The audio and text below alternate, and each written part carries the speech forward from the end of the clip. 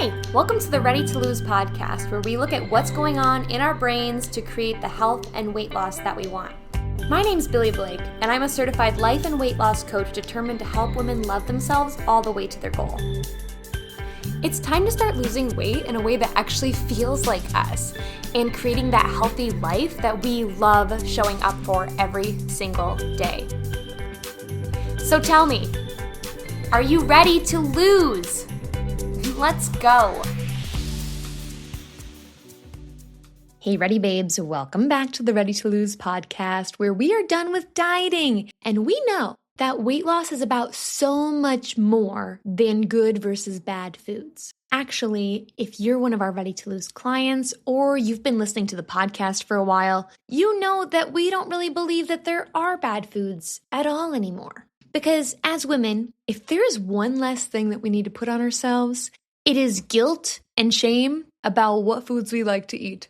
Like, what if French fries were just good? Yes, some foods maybe have more nutrients or health benefits, or even help you lose weight better than others, or make your body feel better than others. But you are not bad because you enjoy some French fries. So here we are learning how to eat all foods in a healthy way, which, yes, can include French fries. We're learning to eat them in a healthy way, which is a way that helps us feel amazing and reach our goals. Now, that example with the good versus bad foods, that is a perfect example of what we're going to talk about today. And that is your mental weight. So when it comes to losing weight, we are used to thinking about physical weight. I need to lose fat. What does the scale say? How much water weight am I holding on to? And anything else along those lines. But inside Ready to Lose coaching, we talk about mental weight even more than your physical weight. Because most women need to lose mental weight before they can see results on the scale, before they lose that physical weight. On a call recently, one of my clients was feeling this for herself, and she mentioned, you really should do an episode about mental weight because it is really something I wish I knew about earlier. Not enough attention goes to that piece of weight loss. So here we are. Here is that episode. But your first question might be, what is mental weight? Now, I'm not talking about your brain and how much it physically weighs. Mental weight includes the experiences that you've had with dieting and weight loss or growing up in your family. It includes the food rules that you've developed over time. It's the media you've consumed that wired your brain to start thinking of food as good versus bad, as your body as good or bad. It's believing that losing weight is so hard for you or that you can't trust yourself around food. It's thinking that you just love food too much or that your life is going to be so awful if you wait until you feel hungry to eat. It's believing that your body is working against you or that it holds on to weight more than other people. That all is mental weight. All the stuff that you need to lose if you want to lose weight and keep it off. Because if you don't, you will maybe see some results on the scale. Okay, you can lose weight without losing the mental weight, but eventually you're going to fall off or self-sabotage or think something like, I've been so good, I deserve a treat, or you become too busy to plan your meals and then you gain that weight back. There's going to be something that gets in your way that causes you to gain that weight back because you are trying to lose that physical weight while hanging onto the mental weight. And there are other signs too. You might have some mental weight if you are obsessing over food all day. Your whole day is ruined if the scale went up or it didn't move. You compare yourself to others or get nervous about how you look when you're out. You eat snacks frequently during the day or during the week. You are beating yourself up on a regular basis about getting dressed, your food, or just other areas of your life. Maybe you feel exhausted even though you physically haven't done much. You might be feeling confused all the time about what you should or shouldn't be doing.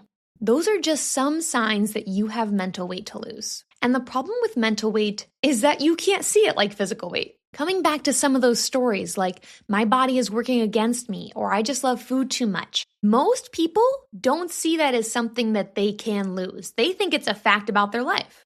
If you're thinking your body is broken, you're thinking this is some burden you were cursed with when you were born. You're not seeing it as something that you could let go of. You just think of it as something that's true about you. So of course, you're going to do things that feel forced and hard.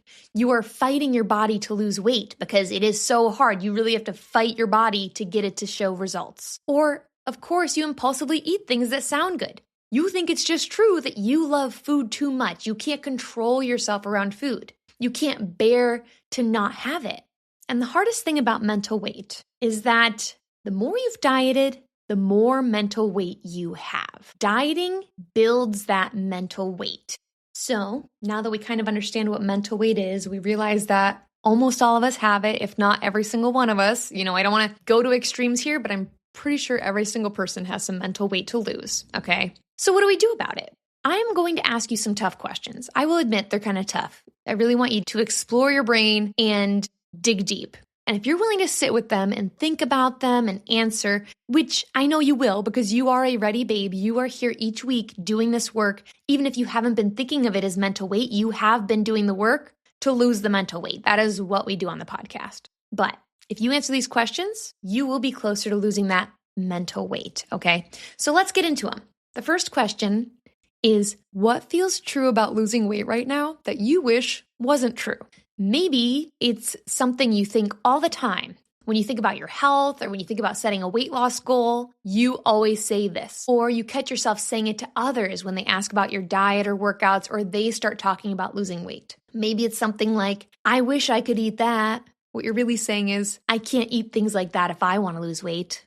Or I have to force my body to lose weight. Or maybe you're thinking, I'm not motivated to exercise like they are. What you're really saying there is, it's so much harder for me than other people. Even something as simple as, I've never been able to do it before. That surely is a fact, right? Like that must be a fact. Look at the stats, Billy. Okay, you're wrong. Because yes, we might be able to look at the data. You haven't lost weight and kept it off. Okay. But the point of you thinking that, what you're really saying is, I've never been able to do it, so I will never be able to do it. Okay, that's why your brain's fixated on the past like that. This means I will never be able to. That's why you keep that thought tucked away in there. But that is mental weight. Like, you don't want that to be true for you, that you could never do it because you haven't been able to do it before. And so it might be one of those or it might be something different. But what feels true about losing weight or about your health that you wish wasn't true? And then this leads us to our next question, which is, why are you choosing this to be true for you? Or another way of asking it is, why is it important for you to think this? So when I'm working with our one-to-one clients, I will ask them this question and immediately they say something like, well, it's not. I don't want that to be true. It is not important for me to think it. I want it to be gone. Yes, part of us knows that. Like, I don't want to be thinking that about myself either, right? Whatever it is for me. But part of you does. Part of you does want losing weight to be so hard for you and you alone. Most likely, it's not anything crazy or complicated. Sometimes. Sometimes it is, sometimes it's not. But more often than not, it's just that it's easier.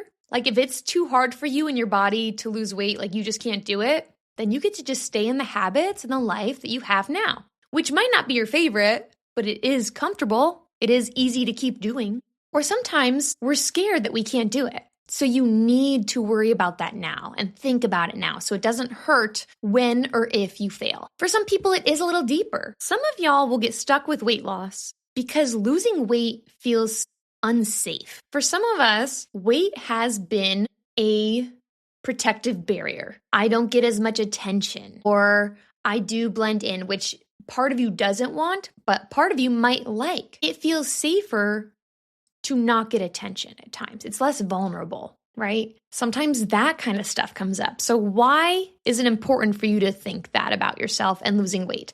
And the reason we ask this is so you can see your own patterns and understand why the mental weight feels so true and so important. Basically, we just want to understand it better. Just like you want to understand your eating habits or your daily routines if you want to change them. The same is true for your thinking. This actually has a name, thinking about your thinking. It's called metacognition.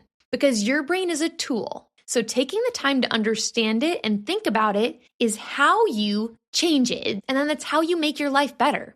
I saw a reel today that was talking about life and how it's like a video game, which something about me that you might not know is that I love video games. I do. I grew up with Pokemon. I am a Pokemon girly, but I also love role-playing games like Skyrim or Red Dead Redemption or farming ones, the cozy farming ones like Stardew Valley or Harvest Moon that might change how you see me a little bit. But he was talking about video games, which of course really clicked with me. But besides that, he said life is like a video game. And if you don't choose your quest, the game will assign one to you. And he was talking about life and the typical routines or like, he called them like quests, like getting into a certain career or like doing the whole school, college, 9-to-5 job.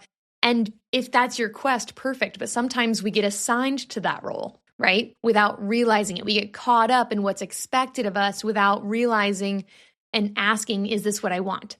But I think an even better example than the life example is your brain. Like if you don't use your brain and direct it and assign it a job, it will just do that automatically. It will find its own job. It will find its own purpose, its own things to fixate on. Your brain's default, the default quest, the default setting where it will always automatically go is to comfort and ease and safety. Going after your goals is not comfortable or easy or safe, but they are worth it. They are going to make you in your life better. And it's not saying like you're not going to be a better person because you've lost weight. I don't believe that. Nobody has to lose weight. But if you want to lose weight, it makes you more you. One, you're going after something you want. Okay, but going after weight loss really challenges you in your relationship to yourself more than almost anything, I would say. It challenges your relationship with yourself, and it makes that stronger if you let it. Taking away food as a coping mechanism will make you see your life and change your life for the better. It will just unlock this next level of yourself that's just waiting to come out. So you need to question your brain's baseline story, that mental weight. And the last question to help you do this is, who would you be if that thought wasn't true, if that story wasn't true? Who would you be if losing weight wasn't hard for you? If you didn't just love food too much? If you weren't obsessing over food all day? Who would you be? What would you be thinking? What would you be doing? So that one's like mind-blowing, right? Like, who am I if my body is not broken and working against me with weight loss? Like, what would I do then? That is a big one, especially it is so easy to get caught up in like, there's something wrong with my lymphatic system. There's something wrong with my stress levels. There's something wrong with like my genetics that keep me from losing weight. Okay. And I'm not saying these things can't also be true. I know there's science behind some of this stuff, but just think about it. If that wasn't true, what would you start doing? If you could change your health and your weight, what would you start doing today? If it wasn't just too hard, if your body wasn't working against you, what would you do? It's really fun to think about. It usually gets you into action, which gets you closer to your weight loss. But let me recap these questions for you real quick. The first one, what feels true about losing weight right now that you wish wasn't true? 2, why are you choosing this thought? Why does it feel important for you to think this? And 3, who would you be if that wasn't true anymore? Now, these are pretty general questions, but if you use them consistently, they will help you see and start losing that mental weight. And you've got to lose the mental weight if you want to see consistent results with your physical weight. Now, the secret sauce with this is that you can use your habits and your physical weight loss actions to help you lose mental weight even faster. You can use them together. You can be losing physical weight and mental weight at the same time. And this is what we do inside one-to-one coaching. As you lose the mental weight of why you can't or why it's so hard for you, you replace those stories with weight loss beliefs and confidence. We combine actions and thoughts to make your goals happen faster and easier than if you were trying to do this work on your own. And because we're always focused on dropping the mental weight, you won't just be losing weight, you'll be losing it and keeping it off. This is how we build habits that stick. And when our habits are strong and we don't have to worry about falling off or quitting on them anymore, you don't have to stress about keeping your results or not. Imagine if you could lose weight in a simple way. What if your body wanted to lose weight too and was trying to work with you? What if losing weight could feel good? Not just the end result, okay? But the process of doing it. What if you loved being someone who was losing weight? What if you loved being on that journey? If you want to find out what that's like, sign up for a free session with the link in the show notes where I will walk you through this process. Letting go of the old mental weight and opening up your mind to the possibility of what losing weight could be like for you.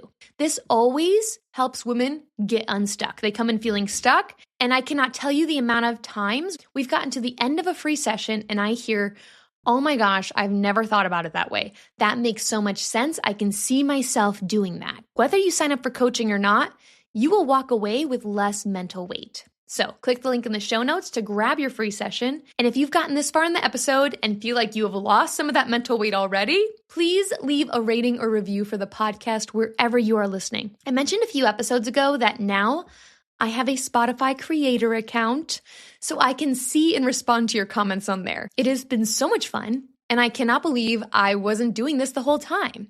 So if you haven't yet, please interact with the show in one of these ways. It helps more women just like you find the podcast and start losing their own mental and physical weight. And until next week, remember, you've totally got this, and I'll talk to you soon. Bye! Thank you for taking time today to listen in. If this helped you at all, be sure to share it with a friend so she can stop feeling stuck and start creating the health and self-love she deserves. Or post it to social media and tag me so I can personally thank you for helping me get the message out. I am so excited to be on this journey with you. Keep showing up for you. You'll get there. Talk to you soon.